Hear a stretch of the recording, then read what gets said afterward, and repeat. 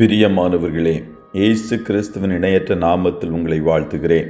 இந்த மன்னாற்றுடைய டெய்லி பாட்காஸ்டை கேட்கிற உங்கள் ஒவ்வொருவரையும் கர்த்ததாமே ஆசீர்வதிப்பாராக. 2 சாமுவேல் 19வது அதிகாரம் 14வது வசனம் இப்படியாய் கூறுகிறது: இப்படியே யூதாவின் சகல மனுஷருடைய இருதயத்தையும் ஒரு மனுஷனுடைய இருதயத்தைப் போல் இணங்க பண்ணினதினால் அவர்கள் ராஜாவுக்கு, நீர் உம்முடைய எல்லா ஊழியக்காரரோடும் திரும்பி வாரும் என்று சொல்லி அனுப்பினார்கள் என்பதாக. சகல மனிதர்களுடைய இருதயங்களும் ஒரு மனிதனுடைய இருதயம் போல மாறின. The hearts of all men turned as the heart of one man என்ற தலைப்பின் கீழ் இன்றைய மன்னாவை தியானிக்கப் போகிறோம். தாவீதின் குமாரனாகிய அப்சலோம் தன் சகோதரனை கொலை செய்ததன் நிமித்தம் தாவீதை விட்டு ஓடிப்போனான். சில வருடங்கள் கழித்து தன் தகப்பனிடம் திரும்ப வருகிறேன் என்று யோவாபின் மூலம் தூது விட்டான். தாவீது தேவனிடம் விசாரிக்காமலே அவனை தன்னோடு சேர்த்து கொண்டான். அதுவே பின்னாட்களில் அப்சலோம் அவனுக்கு விரோதமாக வஞ்சகம் செய்வதற்கு காரணமாயிற்று. அவன் காலைதோறும் எழுந்திருந்து பட்டணத்து வாசலுக்கு போகிற வழி ஓரத்தில் நின்று கொண்டு, எவனாகிலும் தனக்கு இருக்கிற வழக்கு முகாந்தரமாய் தாவீது ராஜாவினிடத்தில் நியாயத்திற்காக போகும்போது அவனை அழைத்து, நீ எந்த ஊரான் என்று கேட்பான். அவன் உமது அடியான் இஸ்ரவேல் கோத்திரங்களில் ஒரு ஊரை சேர்ந்தவன் என்றால், அப்சலோம் அவனை நோக்கி, இதோ உன் காரியம் நேர்மையும் நியாயமுமாயிருக்கிறது. ஆனாலும் ராஜாவிடத்திலே உன் காரியத்தை விசாரிப்பார் ஒருவரும் இல்லை. உனக்கு நியாயம் கிடைக்காது. வழக்குகள் உள்ளவர்கள் என்னிடத்தில் வந்து நான் அவர்களுக்கு நியாயம் செய்யும்படிக்கு என்னை தேசத்திலே நியாயாதிபதியாக வைத்தால் நலமாயிருக்கும் என்பான்.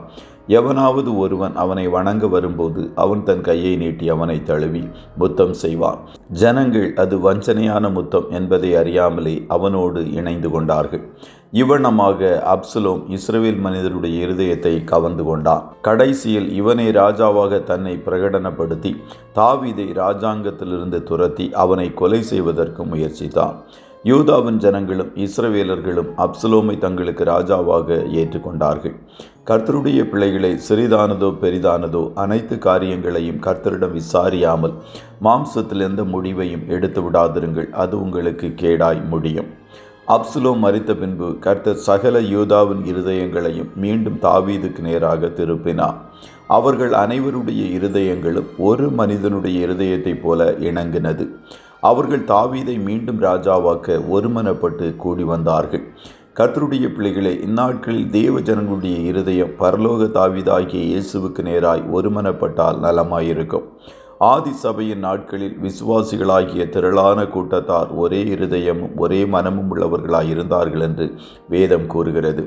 ஆவியானவர் அவர்களை முழுவதுமாய் ஆட்கொண்டதினால் ஒரு மனதை அவர்களுக்குள் கட்டளையிட்டார். இந்நாட்களில் நமக்குள் காணப்படுகிற ஒரு மனமும் ஐக்கியமுமே நம்முடைய வெற்றியை நிர்ணயிக்கிறது. ஆகையால் ஆவியானவருடைய ஆளுகைக்கு நம்மை முழுமையும் அர்ப்பணித்து நாம் ஒரு மனதோடு காணப்படும் போது கர்த்தர் அங்கே ஆசீர்வாதத்தையும் ஜீவனையும் என்றென்றைக்கும் கட்டளையிடுவார். கர்த்ததாமே உங்கள் ஒவ்வொருவரையும் ஆசீர்வதிப்பாராக. ஜெபம் செய்வோமா.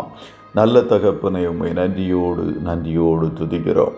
இந்த மன்னாற்றுடைய டெய்லி பாட்காஸ்டை கேட்கிற உம்முடைய பிள்ளைகள் ஒவ்வொருவரையும் கர்த்ததாமே ஆசீர்வதிப்பீராக.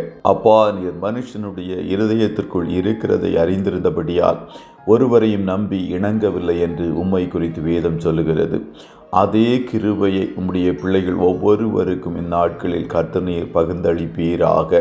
இவர்கள் ஒரு மனதோடு உம்மை சேவிக்க தங்களை அர்ப்பணிக்கும் போது கர்த்தர் இவர்களை பயன்படுத்தி பெரிய காரியங்களை செய்ய போகிறீர். அதற்காய் கோடி ஸ்தோத்திரம். இன்றைய தினம் உம்முடைய பிள்ளைகள் கையிடுகிற வேலைகளை ஆசீர்வதியும், போக்கிலும் வரத்திலும் உடனிரும். கண்ணன் மணி போல காத்தொருளும். ஆட்டுக்குட்டியானவருடைய இரத்தத்தின் பாதுகாப்பிற்குள்ளாய் ஒவ்வொருவரையும் கொடுத்து இயேசுவின் நாமத்தில் வாழ்த்தி ஜெபிக்கிறோம் நல்ல பிதாவே. ஆமென், ஆமென்.